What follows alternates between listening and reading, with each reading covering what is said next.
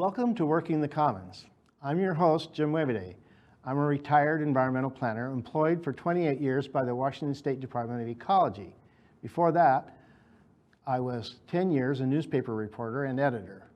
I live in Spokane with my wife, Colleen. I started this project that I call Working the Commons as my attempt to educate the general public about the way government works from the perspective of someone who spent significant time in government. I feel that perspective has been missing from the public media. Let's face it, reporting we get from the media, traditional and new, about our various governments seems always to come from a place of skepticism and distrust. I know this because that's how I operated when I was a reporter covering local governments. But sometimes I have since learned the people who work in government do heroic things, small and large. They sometimes take risks, small and large, to protect all of us. And sometimes they're just trying to do the right thing. This morning, a public employee, the heroic president of Ukraine, Vladimir Zelensky, is addressing our Congress from his besieged capital in Kyiv. He's doing this while Russian troops are murdering thousands of his constituents, hundreds of them women and children. He's inspiring his armed forces and territorial reserve and everyone who loves freedom everywhere in the world. Putin wants to restore the former Soviet Union by rolling tanks over the corpses of the free citizens of these former member states like Ukraine. But in Putin's way stands this dedicated government employee. This hero stands with hundreds of thousands of his fellow citizens, including thousands of government workers, against the second largest air force in the world and the largest armored assault since Hitler's Blitzkrieg in World War II. Ukraine makes our challenges here in Spokane County seem trivial. Frankly, it's almost a sacrilege to focus on anything but that war in Ukraine. But the fact remains, we all have to keep doing our small parts to defend the turf that we own in the best way that we can. For me and you, that turf is Spokane County. And our fight right now is to save our little patch of democratic heaven from being radicalized into a one-party state like our neighbors in North Idaho. So I'm asking you to focus for the next 10 minutes or so on something that may seem pretty inconsequential at first blush, but which just might be the thing that restores the vanishing part of compromise in our county courthouse. I'm talking about the impending switch to 5 county commissioners in November. This November, Spokane County must comply with Substitute House Bill 2887, enacted by the Washington State Legislature in 2018.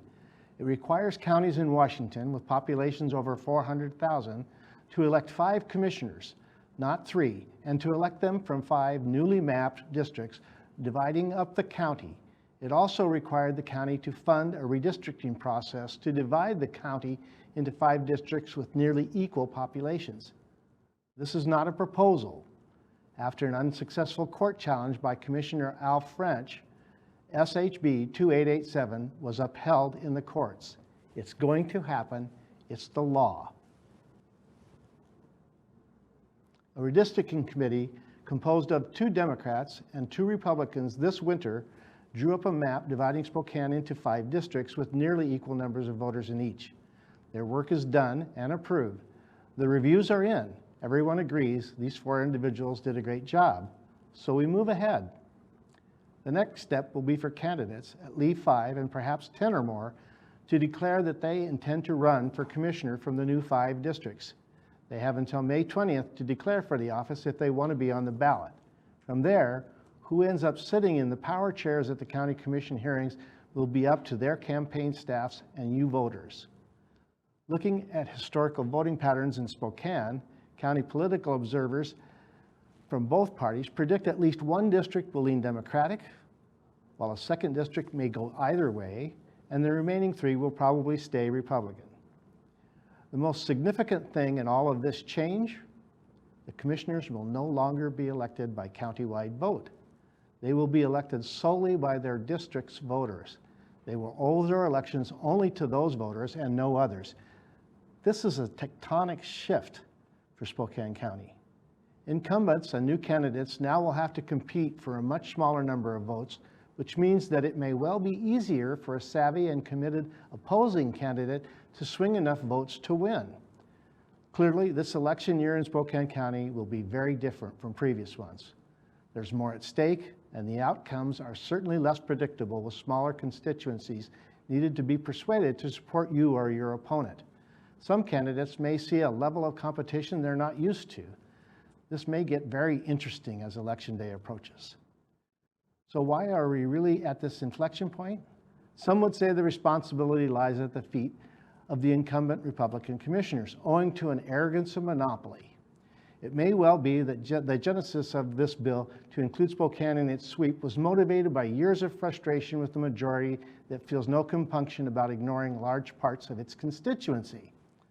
As anyone who has been paying attention can tell you, one party, the Republican Party, has had a virtual lock on control of the Spokane County Commission for more than a decade. This is so even though voting records show the GOP in Spokane accounts for just 50% of the votes. It's still enough to reliably control the county commission, even though 46% of the votes go to Democrats. But the numbers show the truth over many election cycles. Spokane is a politically center-right county. Center-right, not radical right, not Trump right, center-right. We are definitely not North Idaho. Republican margins of victory on this side of the red state line are much narrower than those in Idaho. Look at the city of Spokane, where the narrowing majority of county voters live. They have twice in a row now given liberal Democrats a solid majority on the city council. So it is clear we are not a one-party county. Yet, if you are a Democrat or even a moderate Republican and you look across the river to the Spokane County Courthouse, you might be forgiven for thinking maybe we are a one-party operation, just like our neighbors to the east. You may even despair that Republicans in our courthouse will forever turn their blind eyes to any moderate voter demands for new economic, environmental, or social priorities. Maybe you have resigned yourself to feeling like GOP commissioners will always prevail at the ballot box by narrow but unshakable margins. Not anymore. This pattern is about to be rudely interrupted. In November, voters in Spokane County have a chance to make a statement that one-party rule is not acceptable here. SHB 2887 offers us all that opportunity. There is hope that we can stop the slow dragging of our center-right county closer and closer to the political fringe that seems to be that comfortable spot where Republicans and former Republicans of the party can reside. In today's politics as war environment, compromise seems to be a rapidly evaporating virtue. Today, it's entirely possible for our incumbent commissioners with their thin but sturdy margins to completely ignore the demands of literally hundreds of thousands of constituents, and so they have. We have seen this arrogance in action more than once from the current commission. Remember when we actually had doctors on the Spokane County Health Board? That was before the Republican commissioners allowed an overmatched, insecure administrator to fire an enthusiastic and certainly not shy health officer in Dr. Bob Lutz. He was dismissed for insubordination, basically for doing his job.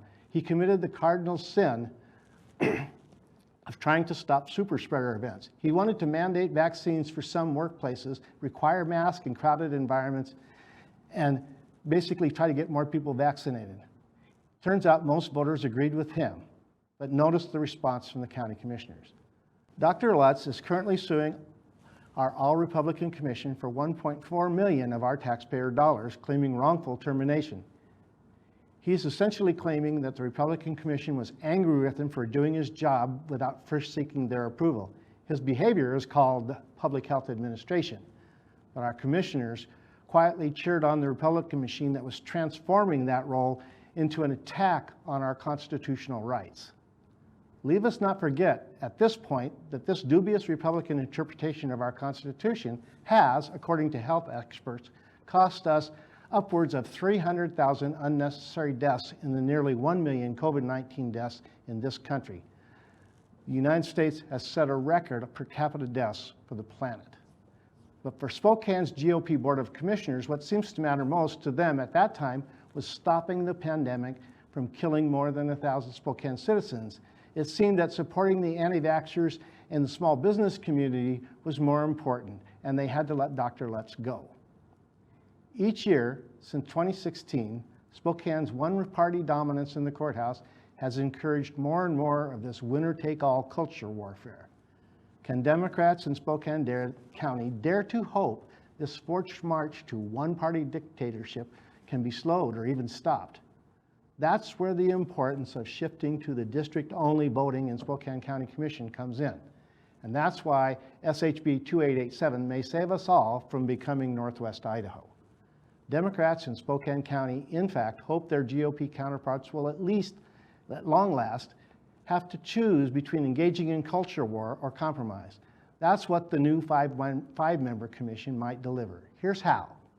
Under this new configuration, commissioners looking to be elected from a single district, 1/5 the size of the whole county, could actually risk losing the election if that commissioner alienates enough moderates and liberals in his much smaller district.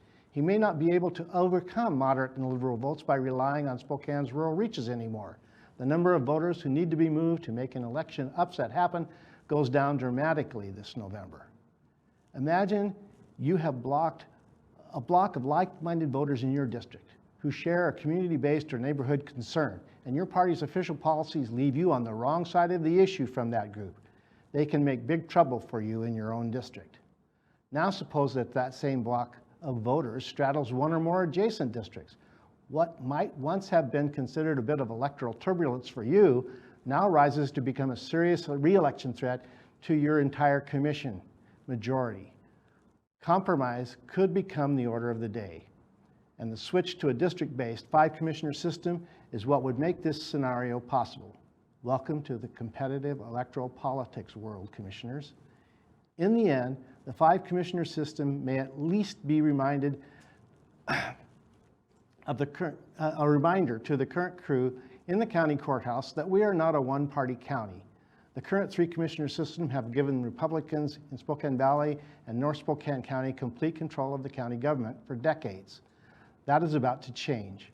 Republican commissioners, indifferent to any centrist or liberal concerns, may become a dangerous line to toe for them. That's the hope anyway, so stay tuned. In fact, I want you to stay tuned to SpokaneTalksMedia.com for a much more in-depth look at this topic beyond politics. Life under the 5-commissioner system. It will stream live at 5:30 p.m. March 23rd. My co-host, Sue Lanny Madsen, a columnist for the Spokesman Review, and I will be co-hosting this event and calling on a panel of experts we have assembled in front of an audience composed of people who know how to organize their communities. This should be an interesting mix, don't you think? Tune in March 23rd at 5:30 p.m. Look for the Beyond Politics from Spokane Talks Media's Facebook page, or tune in via YouTube or KHQ's live stream, also under the Beyond Politics label. Drop in on one of these live streams next Wednesday, and let's see what happens. In April, I will be back here in the studio to introduce you to the insidious, dangerous, and exacerbating concept of agency capture. And I will tell you where you can see some of that in action right here in Spokane. Until then, my friends, I'll see you in my streams.